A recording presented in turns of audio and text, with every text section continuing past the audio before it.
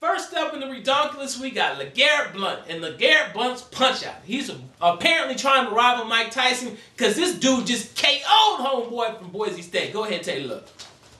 Played hard. It was a hard-fought game. It had been a lot of emotion.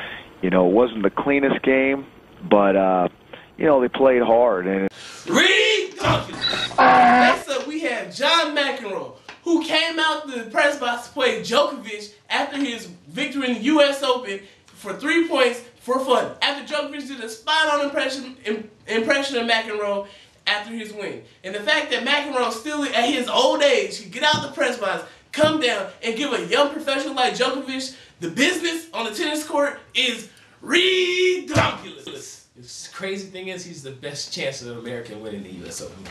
Hey, right. Next up, we got the Pirates. And the Pirates have set a new record of futility. For their seventh, after losing to the Cubs this past Sunday, they have loaded, and sealed their 17th consecutive losing season. That is the most consecutive losing seasons by any professional sports franchise in North America. That's soccer, that's baseball, that's football, that's basketball, that's anything. That's even WNBA. They only play 17 games in a season. But these fools have managed to lose for 17 straight years. They haven't had a winning season since 1992 when they were in the NLCS with Barry Bonds on the squad. And the fact that they have a whole generation of people that haven't seen them with a winning record is 100% ReDonkulous. Next up, we have Lindell White, who set up his stomping of the terrible towel last year in Tennessee while the Titans are about to go to Pittsburgh to play the Steelers, that if they throw the towel at me, if the towel comes near me, I'm going to stomp it. You don't want your towel stomped, then don't bring him around me. And the fact that he said this, disrespecting the years of tradition in Pittsburgh, but still I have to appreciate the brass that this man has to say. It's absolutely 100% ReDonkulous. Next up, we got Melody Odom. And apparently, she didn't get on Travelocity and book her hotels long enough for her stay at the U.S. Open. Because she just got kicked out this morning. That's right, she got kicked out of her hotel because she didn't reserve enough of a time block in there. And instead of the people at the Marriott saying, hey, you know what? We're doing America great effort. You just knocked out a whole bunch of Russians. We're going to comp a room for you. They said, hit the streets. Get to stepping. You have no place to stay. No place to sleep. And they sent her underneath the bridge downtown. The fact that y'all would do that to this poor little girl who believes. She wrote it on her shoe. She believes. You don't believe she could pay that bill.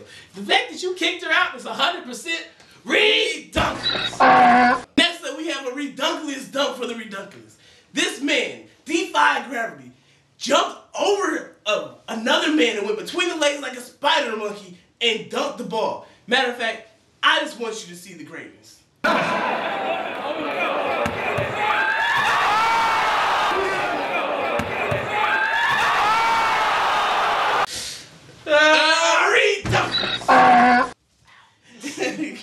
Next up, we got the Oakland Raiders. And the Oakland Raiders have had some of the most ReDonkulous, ridiculous, retardedness deals ever done in the past 2 years. Let's take a look at the numbers. Let's go behind the numbers on these Raiders deals. Let's see. Last year they gave Javon Walker $55 million.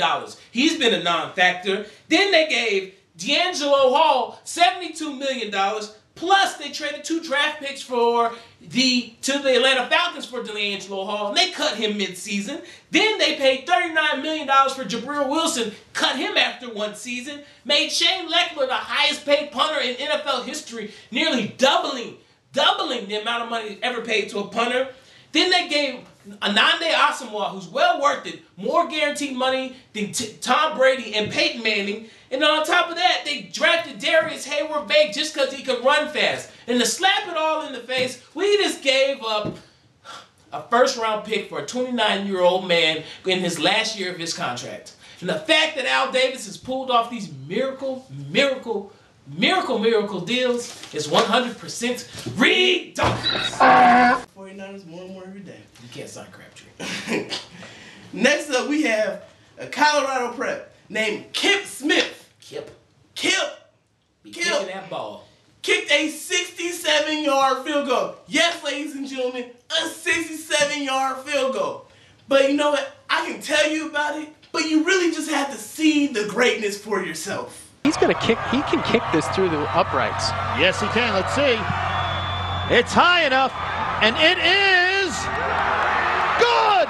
A 67-yard field goal by Kip Smith. ReDonkulous cleared that by like 5 yards. Bobby Bowden will definitely recruit him to go to Florida State. Next up, we got Greg Eisner, that 6'9" Jolly Green Giant who beat Andy Roddick in the U.S. Open. Okay, first off, a 6'9" tennis player, you're in the wrong profession. You need to be playing basketball. You don't even have to jump to dunk. Can you imagine taking a serve from the guy who's 6'9"? The ball's coming straight down like he was shot off the Russian space station. Like, seriously, I would not want to play this guy, but the fact that you are 6'9" and ho-humming around on the tennis court is 100% ReDonkulous. So we're gonna take a little trip in the time machine for this ReDonkulous topic to tread the tortoise, the 2001 World Championships for track and field in Edmonton, Canada, who ran a 100-meter dash in 14 seconds. 14 seconds. Bang, and he's off. Well out of the blocks, but his body's gargantuan mass starting to cause problems. He's going to find that the wind resistance alone causes a stomach temperature build-up. It's becoming obvious that he'll require the stopping distance of a mid-range supertanker. You would say, that's a shame. But ladies and gentlemen, he's a shot putter. And the fact that they put a shot putter out there and his stomach crossed the line before his head is absolutely ReDonkulous. 150 pounds, son. And finally, speaking of big boys, if you didn't see Prince Fielder in his walk-off home run against the Angels, you just got to take a look at it. Because after Prince hit this Grand Slam home run, he came rounding around second. You know, he's a big man. Then he came rounding around third. And his whole team was lined up. And you just got to see what transpired as he came across. Prince Fielder with a walk-off homer off Valdez, his 37th bomb of the year.